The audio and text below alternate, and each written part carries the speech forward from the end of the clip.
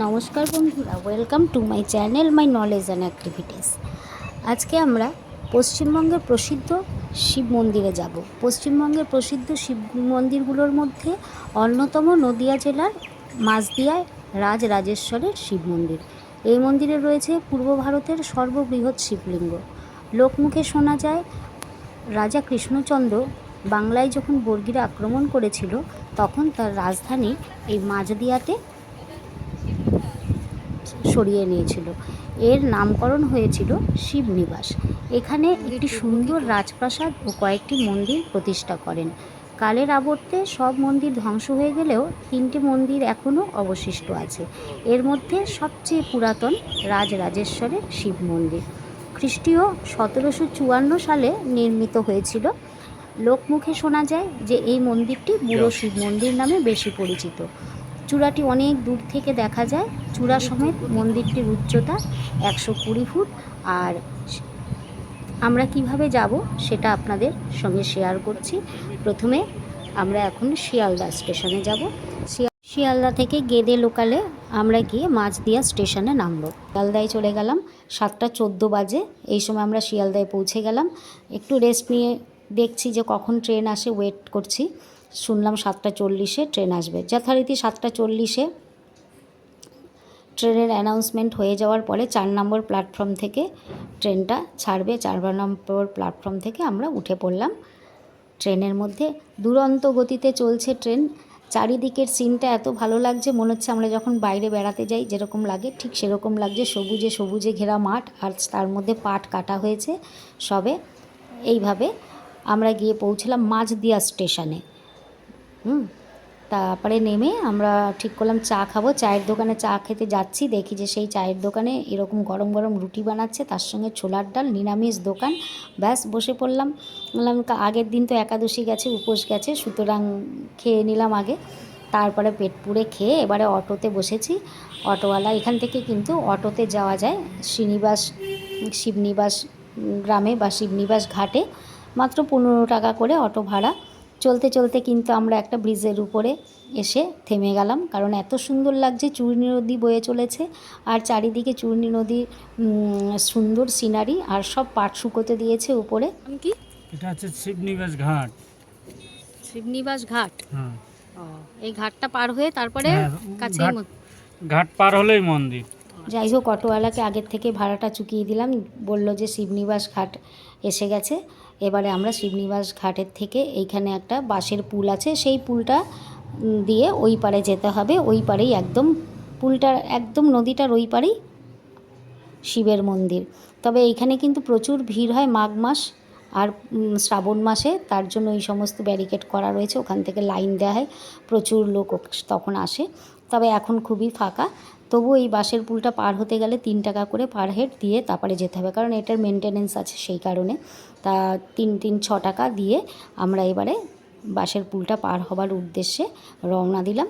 এত সুন্দর সিন কি বলবো, প্রাণটা যেন জুড়িয়ে গেল।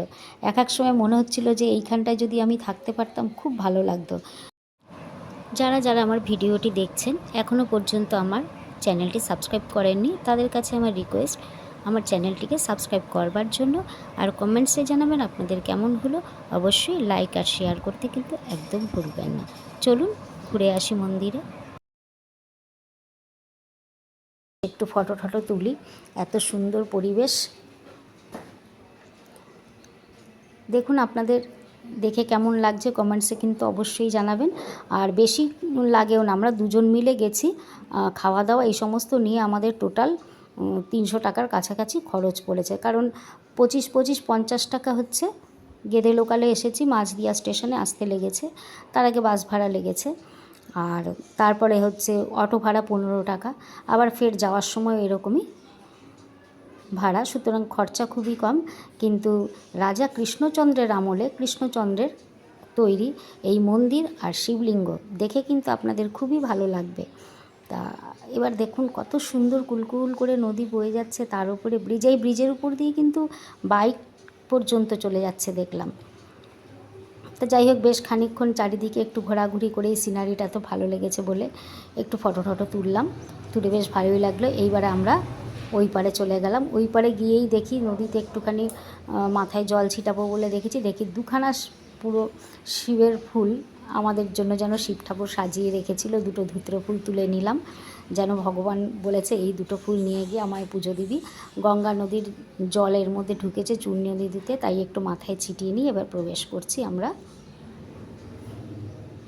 ভগবানের দ্বারে। দেখুন চারিদিক এত আম গাছ, আমি তো যেখানে যাচ্ছি সেখানে এত আম গাছ দেখে আমি ভাবছি এত আম গাছ, বাবারে বাবা, তবু আমের দাম কমে না। এখানে হচ্ছে বিভিন্ন সময় যখন প্রোগ্রাম হয় প্রচুর লোক আসলে এখান থেকে তাদের বিভিন্ন রকমের ডালা ফালা এই সমস্ত নিয়ে যাওয়ার জন্য ব্যবস্থা থাকে। তারপরে ঢুকতে এখানে কিন্তু বেশ সুন্দর বড় সড়ো পার্ক আছে, বাচ্চারা পার্কে খেলতে পারবে এরকম আছে। আমরা ঢুকলাম না, প্রচণ্ড রোদ্দুর ছিল এই দিন। থাকার ব্যবস্থা আছে, গাড়ি পার্কিংয়ের ব্যবস্থা আছে, কেউ বাইক নিয়ে আসলে বাইক রাখারও জায়গা আছে, আবার যাত্রীদের থাকার জন্য সুন্দর কিন্তু ব্যবস্থা আছে। এখানে থাকতেও পারেন এসে আপনারা। এত সুন্দর মনোরম পরিবেশ, বেশ সুন্দরভাবে কিন্তু এখানে দিন কাটানো যায়। এগুলো সব যাত্রী নিবাস, যদি কেউ থাকে পুণ্যার্থীরা এখানে এসে থাকতে চাইলে এখানে কিন্তু থাকতে পারে। দেখুন গগনচুম্বী শিব মন্দির, কত সুন্দর, দুপাশে দুটো শিবের মন্দির আছে। একটাকে মেনটেনেন্স করা হয়, রাজা কৃষ্ণচন্দ্রের সময় মন্দিরগুলো বানানো হয়েছিল। আমরা এখন সেই মন্দিরে প্রবেশ করব, তার আগে এখানে মাসি বসে আছে ফুল নিয়ে। বিভিন্ন রকমের ফুলের দাম, যে যেরকম ডালা নেবে সেরকম দাম, তবে অবশ্যই শিবের মাথায় জল ঢালতে হবে, তাই আমরা জল নিয়ে আর ফুল টুল নিয়ে আমরা ভগবানের উদ্দেশ্যে রওনা দিলাম। দেখুন এটা হচ্ছে 150 টাকা না 100 টাকার ডালা, এটা 50 টাকার ডালা, বিভিন্ন রকমের দাম আছে। আর ঘটের ফুল আছে, এগুলো 40 টাকা করে। এবার আমরা পুজো করতে উঠছি। তার আগে দেখিয়ে দিই আপনাদের, দেখুন আকাশের সঙ্গে যেন মিলে মিশে গেছে একদম মন্দির। প্রণাম করে প্রবেশ করলাম শিবলিঙ্গে। তাও ভেতরটা একেবারে কিছুই বাইরে থেকে ছবি তোলা যাচ্ছে না, পুরো অন্ধকার আর অন্ধকার লাগছে দেখতে।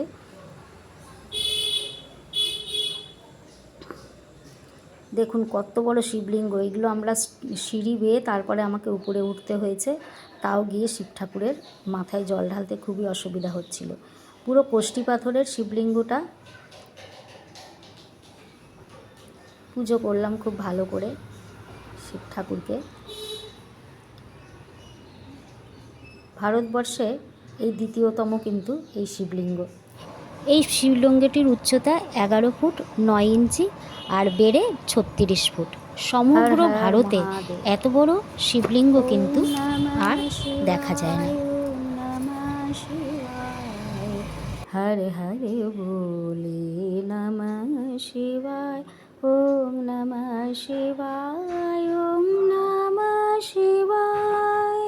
হর হর বলে নমঃ শিবায়, ওম নমঃ শিবায়, ওম নমঃ শিবায়।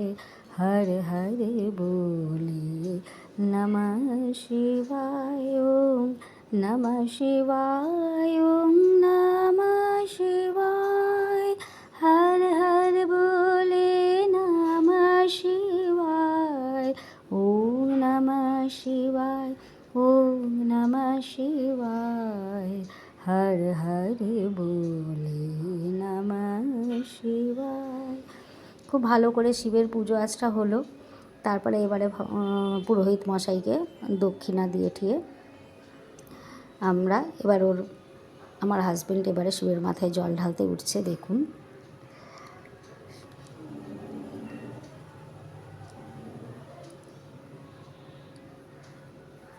আপনারা পারলে আসবেন, সকলেরই ভালো লাগবে।